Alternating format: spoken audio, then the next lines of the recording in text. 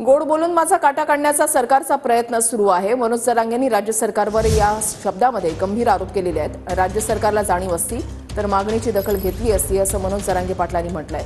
मी कोणतेही उपचार घेणार नाही, मनोज जरांगे पाटलांनी आपली भूमिका स्पष्ट केलेली आहे। तर जरांगे पाटलांना मी स्वतः भेटायला जाणार असं खासदार संदीपान भुमरेंनी म्हटलेलं आहे। सरकार आरक्षणाच्या बाबतीत सकारात्मक आहे असं देखील भुमरेंचं म्हणणं आहे। डॉक्टर म्हणलं काहीतरी 80 BP काहीतरी म्हणलं, मला नाही कळालं ते काय ते कमी झाला,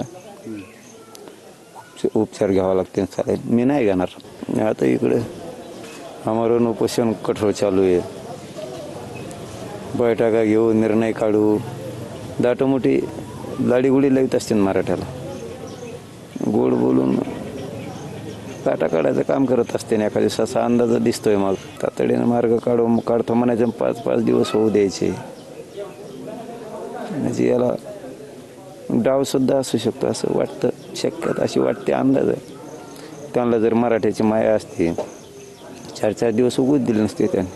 नाही, जरांगे पाटलाला मी स्वतः भेटायला जाणार आहे।